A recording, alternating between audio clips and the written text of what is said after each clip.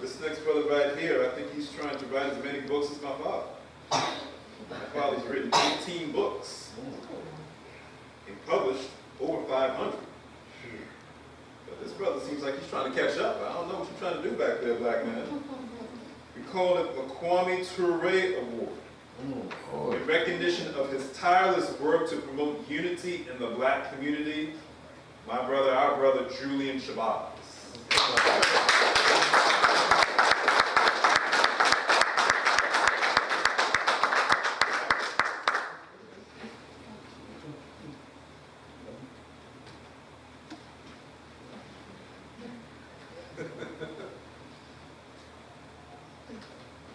I guess I got a pose, huh? Yes, sir.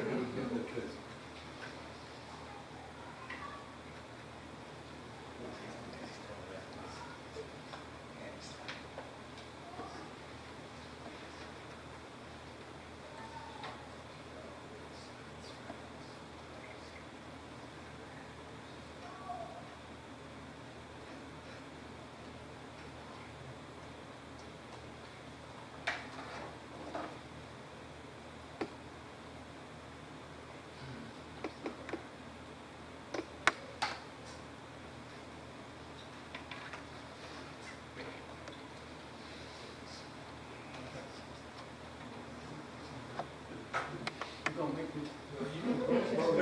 Speaker, man. He was our guest. He was our college months ago, and he put a speech together. Motivation, man. All right. He was still talking about it.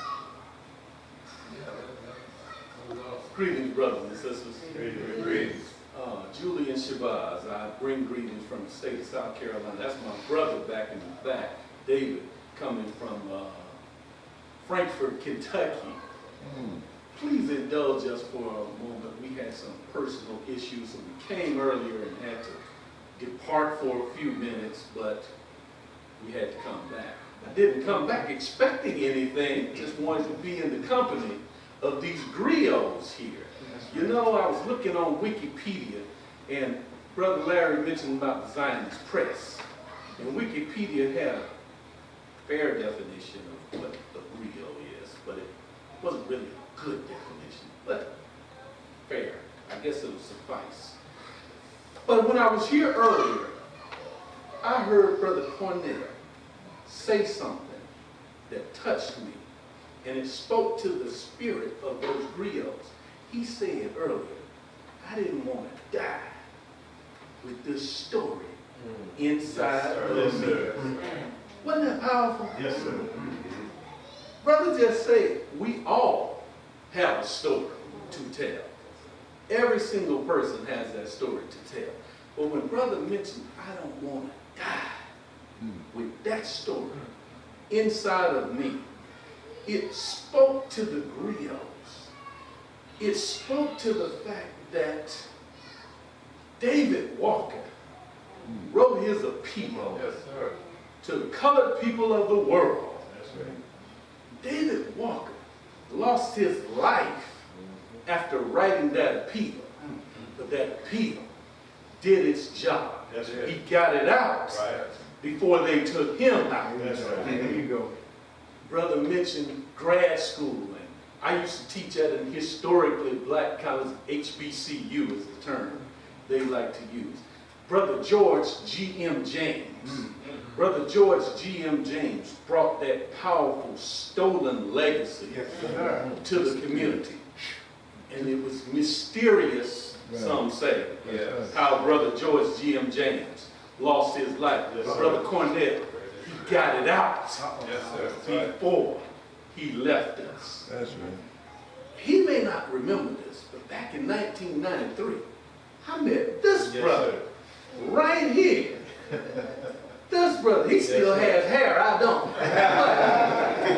But when I saw him earlier, I tapped my brother, I said, isn't that brother? He said, yes, that's him. And I heard you speak, and you were powerful in 93, but 93 pales in comparison to what you are now. So even though we had some issues, we had to get back here around the griots. Publishing is such a beautiful thing. brother mentioned Baba H. Khalifa and all you have done for not only myself, but for so many others. That's right, brother. From everywhere.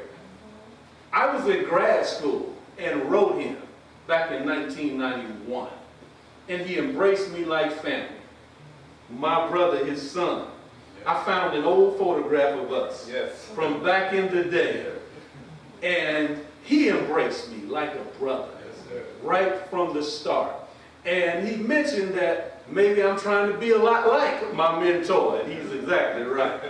Yes, we're trying to publish as much as we can because someone said earlier, we need to tell our stories. Even in the political field, one Adam Clayton Powell Jr. published a weekly called The People's Voice. We all have heard of the great Honorable Marcus Garvey and how he published the Negro World. And that strong publication dominated throughout not only the United States, but around the globe. That's right. The most honorable Elijah Muhammad published many documents, but we all know Muhammad's speech dominated the thinking of our community. The #1 black publication that was out there. And even from the 1960s till about early 80s, the Black Panther Party published the powerful Black Panther newspaper. So we are standing on a strong legacy right here. And all of us are doing whatever part we can to continue educating our community for what we need. Brother Shaka Zulu, you spoke to me, brother. Yes. You did. I love what you're doing. And as brother said, don't ever say you just have an 8th grade education. That's right. As the Honorable Elijah Muhammad used to say, I had a 3rd grade white education. Come on. You got an 8th grade white education.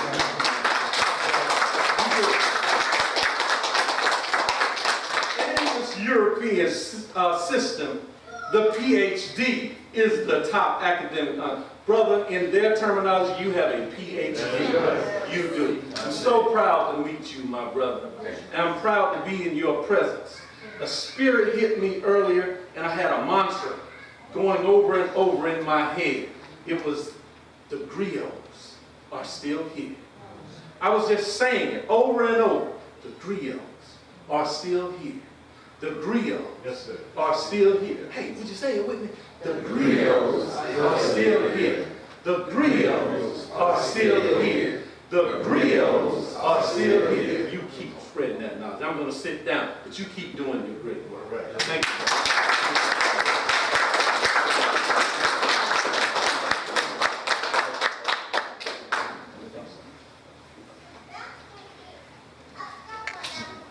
As we say in another setting, it's not over. We have a family affair going on over here, family. The Huey P. Newton Award presented to, in recognition